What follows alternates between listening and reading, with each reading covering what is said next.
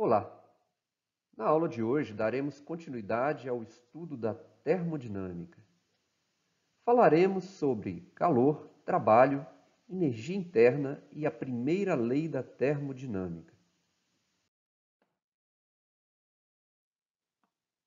Vamos agora examinar de perto como a energia pode ser transferida em forma de calor e trabalho de um sistema para o ambiente e vice-versa. Nesta figura, temos um cilindro provido de um êmbolo móvel e que contém um gás. Estamos considerando que as paredes laterais e o êmbolo são feitos de materiais isolantes, o que significa que não permitem a troca de calor com o ambiente. Portanto, a troca de calor somente poderá ocorrer a partir da base do cilindro, a qual está em contato com um reservatório térmico. O reservatório térmico é constituído de uma placa quente, a qual podemos controlar a temperatura do gás, cedendo energia ou retirando, utilizando um botão de controle de temperatura. Consideramos também que o êmbolo de massa desprezível está inicialmente em repouso. Assim, as moléculas do gás em seu interior, por estarem em constante estado de vibração, ao colidirem com a base do êmbolo, exercem uma força total igual ao peso das esferas de chumbo, depositadas sobre o êmbolo. Se o gás que se encontra em um estado inicial I, descrito por uma pressão PI, um volume VI e uma temperatura TI, de alguma forma é levado para o estado final F, descrito por uma pressão PF, um volume VF e uma temperatura TF, chamamos esse processo de processo termodinâmico.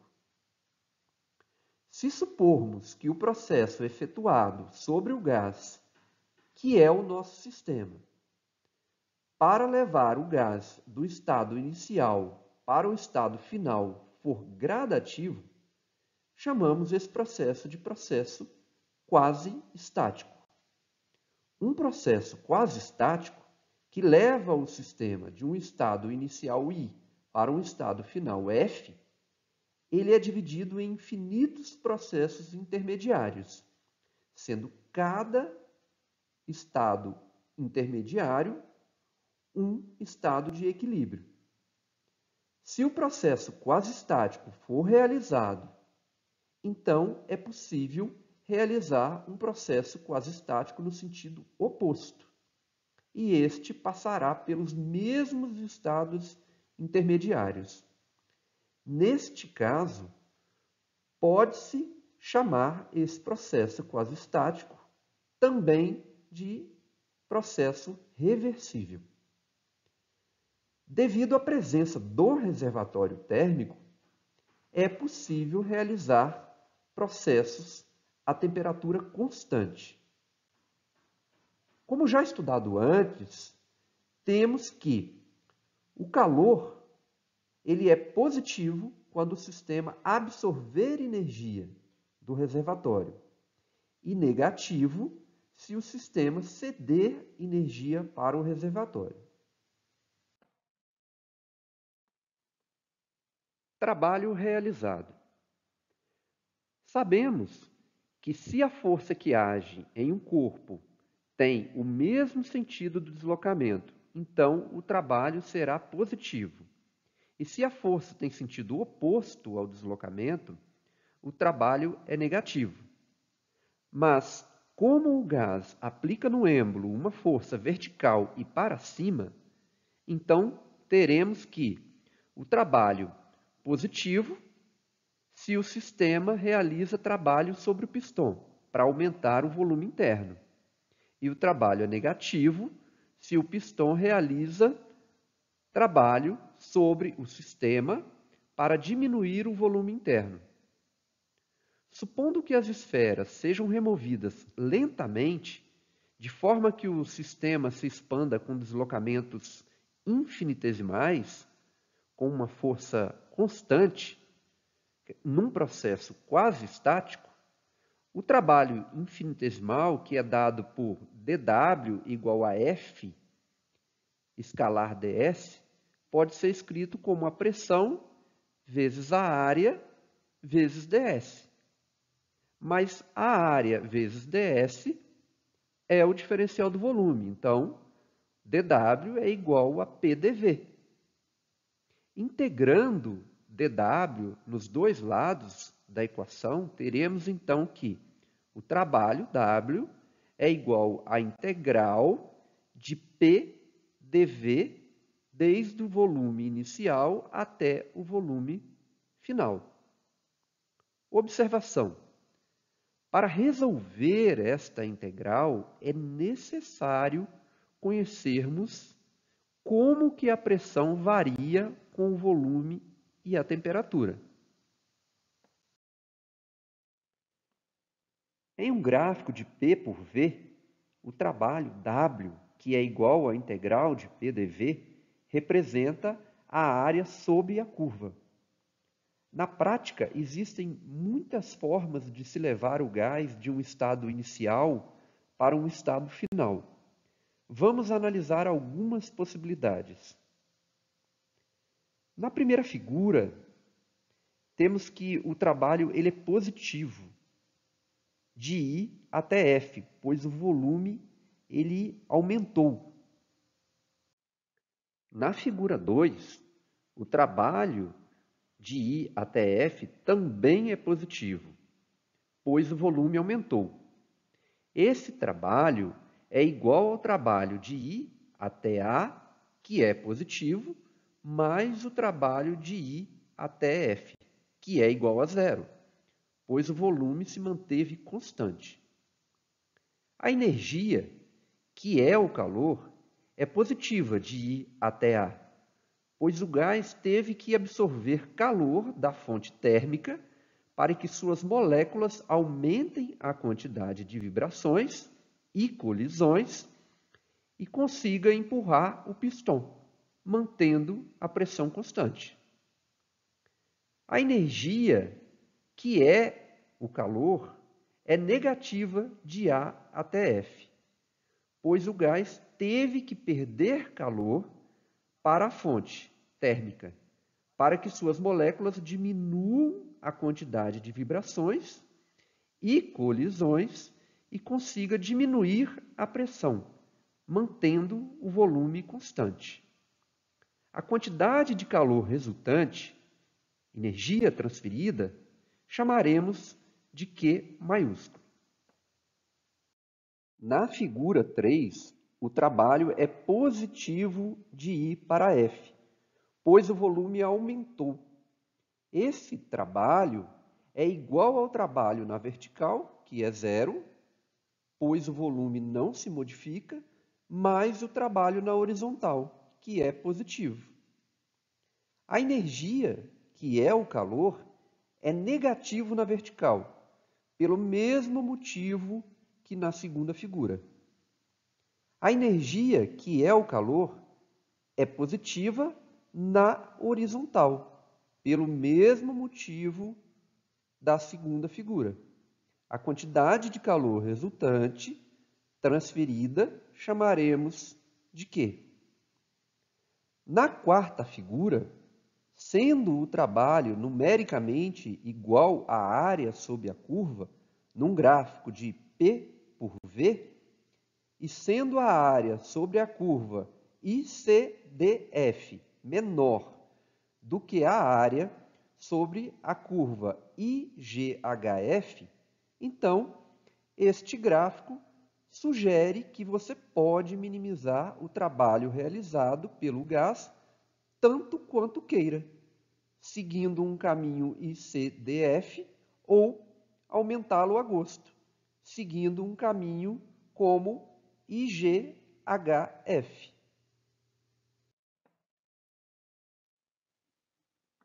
Na figura 5, o trabalho é negativo de F para I, pois o volume diminuiu.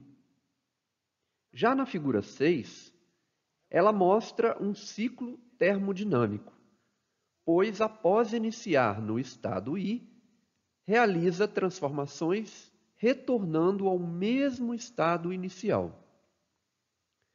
O trabalho ele é positivo durante a expansão de I para F e negativo durante a compressão de F para I. O trabalho total, ou seja, o trabalho no ciclo, é a soma dos trabalhos durante a expansão com o trabalho durante a contração. Mas como durante a expansão a área sob a curva é maior do que na contração, o trabalho no ciclo é positivo. É extremamente importante perceber que a circulação é no sentido horário. Se a circulação fosse no sentido anti-horário, o trabalho no ciclo seria negativo. De todas essas figuras, podemos chegar à seguinte conclusão. Um sistema ele pode ser levado de um estado inicial para um estado final por um número infinito de processos. O calor ele pode ou não estar envolvido. E, em geral, o trabalho e o calor terão diferentes valores para diferentes processos. Dizemos que o calor e o trabalho são, então, grandezas que dependem da trajetória. Primeira lei da termodinâmica. Em qualquer processo termodinâmico, a energia pode ser transferida de um sistema para outro de duas formas: sob a forma de calor e sob a forma de trabalho. Vimos que o trabalho, W, e a quantidade de calor, Q, dependem da trajetória da transformação. Porém, experimentos mostram que a diferença Q menos W não dependem da trajetória. Todas as outras combinações de W e Q dependem da trajetória, como, por exemplo, Q mais W, Q mais 2W e assim por diante.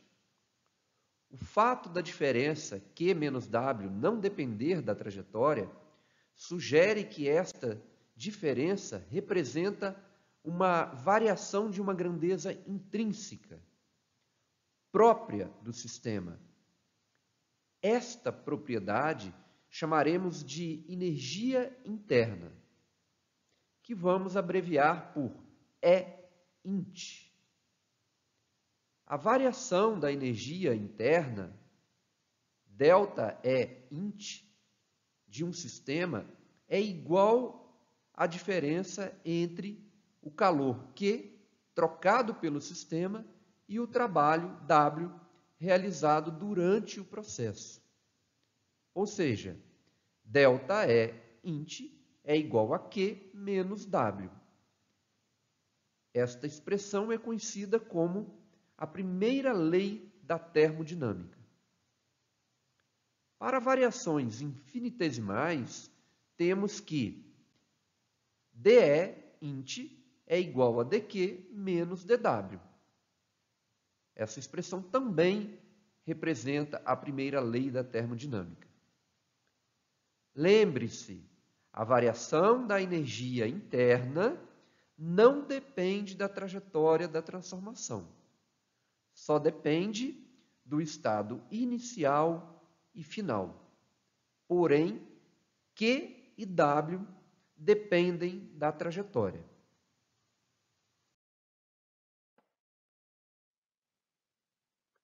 Vamos agora analisar 4 processos especiais de aplicação da primeira lei da termodinâmica, que se encontram resumidos na tabela.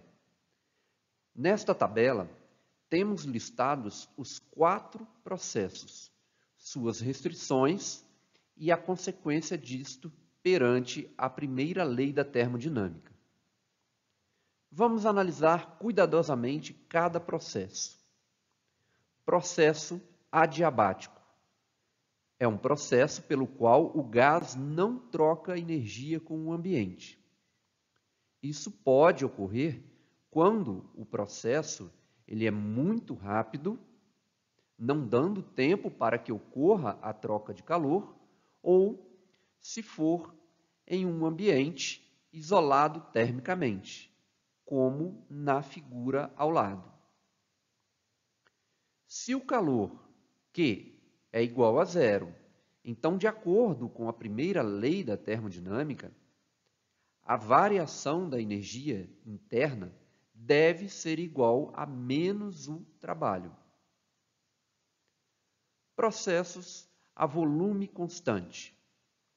O sistema sofre uma transformação sem que haja mudança no volume.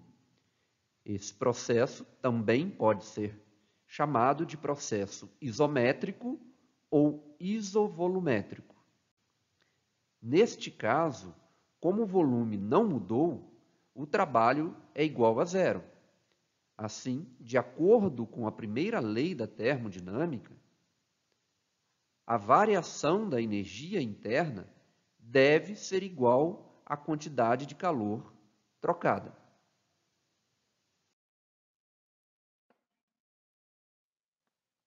Processos cíclicos. Em processos cíclicos, o sistema, após alterar o seu estado inicial, é levado de volta a esse estado. Neste caso, nenhuma propriedade intrínseca do sistema pode variar. Portanto, a variação da energia interna, que é uma propriedade intrínseca, como já discutido, deve ser igual a zero. Se a variação da energia interna for igual a zero, então, de acordo com a primeira lei da termodinâmica, o calor deve ser igual ao trabalho. Expansões livres.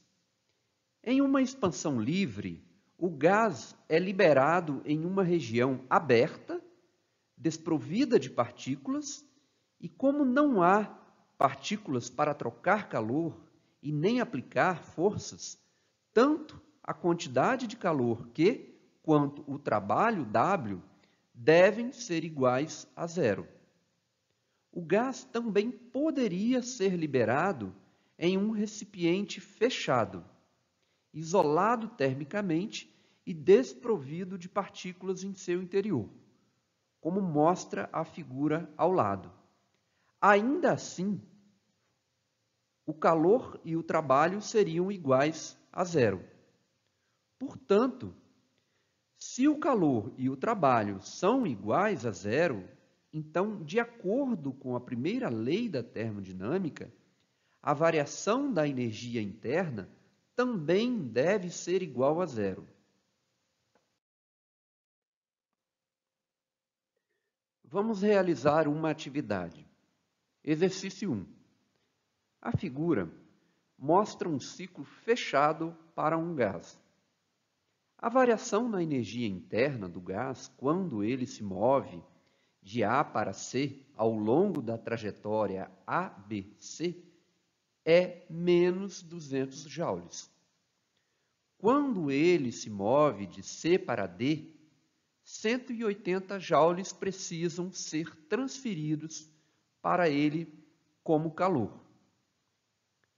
É necessária uma transferência de calor adicional de 80 joules para que ele se mova de D para A. Que trabalho é realizado sobre o gás quando ele se move de C para D? Resolução. Como a variação da energia interna independe da trajetória, ela depende somente dos pontos inicial e final. Em um ciclo fechado, a variação da energia interna deve ser, então, igual a zero. Assim, a variação da energia interna de A até A é igual a zero. Porém, a variação da energia interna de A até A é igual à variação da energia interna de A até C, mais a variação da energia interna de C até D, mais a variação da energia interna de D até A, que é igual a zero. Utilizando a primeira lei da termodinâmica, que diz que a variação da energia interna é igual ao calor menos o trabalho, temos que a variação da energia interna de A até C, mais o calor de C até D, menos o trabalho de C até D, mais o calor de D até A, menos o trabalho de D até A, é igual a zero.